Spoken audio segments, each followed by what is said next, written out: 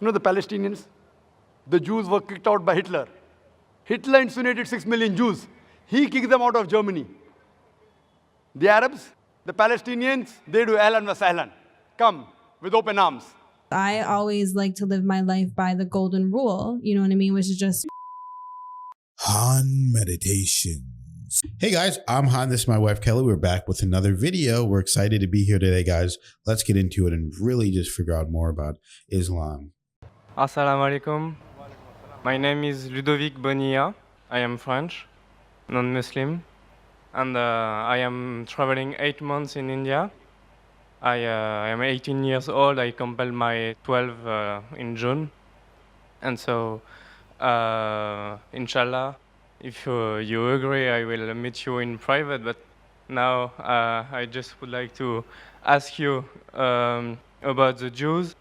Maybe if I am not wrong, you said that it is written in the Quran that Jews and pagans are the strong enemies of believers, Muslim believers, And I would like to know how this verse can favorize peace in humankind when we see the troubles between Palestine and Israel. How some Muslim and some Jews cannot misunderstand this verse, because maybe it can provoke some misinterpretation, or if it's literally that Jews and Muslims have to be enemies.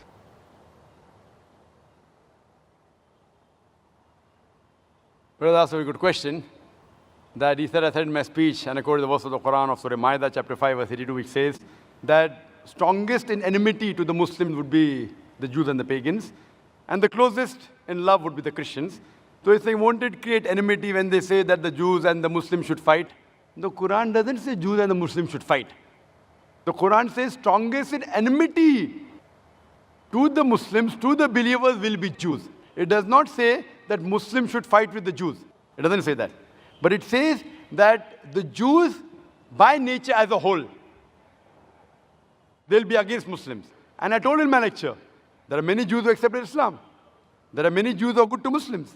But as a whole, if you take Jews as a whole and the Christians as a whole, the Christians are closer than the Jews as a whole. This is a fact. For example, the Quran says that the Jews are intelligent also. So that's a fact. If they're intelligent, they're intelligent. That doesn't mean that it hides the fact.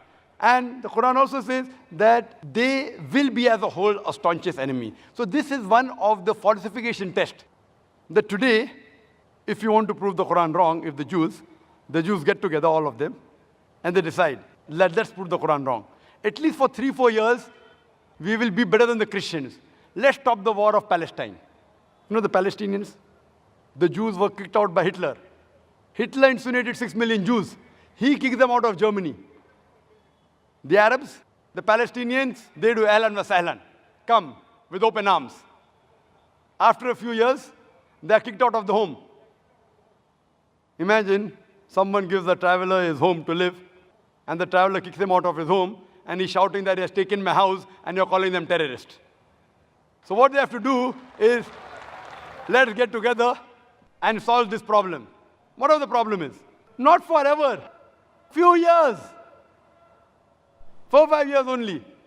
And the problem is solved. So we aren't telling that the Muslims should fight with the Jews. In fact, the Quran says, even if your enemy wants peace, several places, even if they come to fight you, it's mentioned in Surah Anfal, in the battle, if they want peace, give it to them. So Quran is always for peace. Quran is always encouraging them. But if a person does not want peace to prevail, what can we do? Islam is a religion of peace. It wants peace, but it even mentions facts. That means we have to be careful of the Jews. Not that we have to fight them, unless they come and fight with you. That's a different thing. Imagine what's happening in Palestine, what's happening in other parts of the world. So brother, for peace to prevail, you have to follow the guidance of the Quran and live harmoniously rather than be enemies. So Quran doesn't say that Jews should be enemies, but they will be same. Hope that answers the question.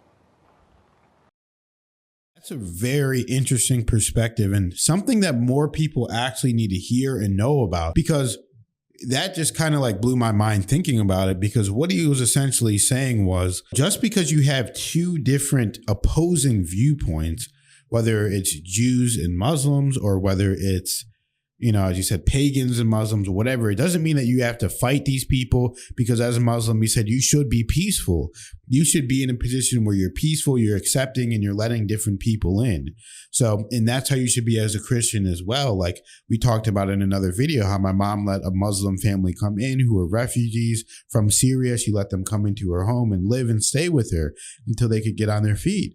But one of the things is, as he said, because really think about it from that perspective. So I believe, I'm not an expert in history whenever it comes to Israel and Palestine, but it sounded like he was saying during the time of Hitler, whenever he was killing all these Jewish people, 6 million people killed. During that time, they were fleeing. They're going to different parts. And the Muslims said, hey, come in and let them into their home, into their country.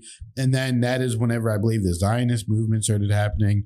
And then at the end of the day, he was saying they ended up kicking them out of their own home and saying, no, this is our home now. So that is such an interesting perspective that he said. And it lets people really know and realize, hey, the Muslims were there at that time when nobody else was there. So people can act like Muslims are all bad and they hate Jewish people and whatever. But no, that's not the case at all. You have to judge people as an individual. You can't judge someone by, hey, this happened one time or whatever. This one person did this. No, that's an individual acting as an individual. Wow, that is interesting. I didn't know that. And I really do actually need to touch up on my history of everything with that, because I should be more educated in that. But either way, I mean, yeah, absolutely. I don't believe that anything that keeps us divided and just assuming that one group of people is one kind of way, I really don't believe in that kind of thinking. I think it just keeps us separated and allows us to be more easily conquerable.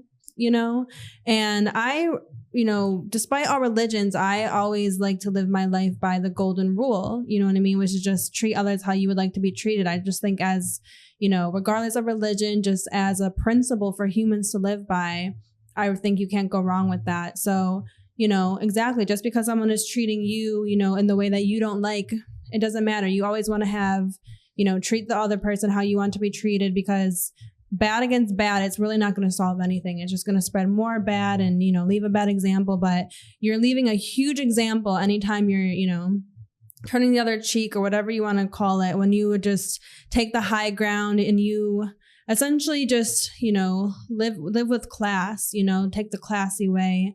And it speaks more than you could ever know, even like more than just to that person you're doing that action to. So yeah, I like what he said, and definitely.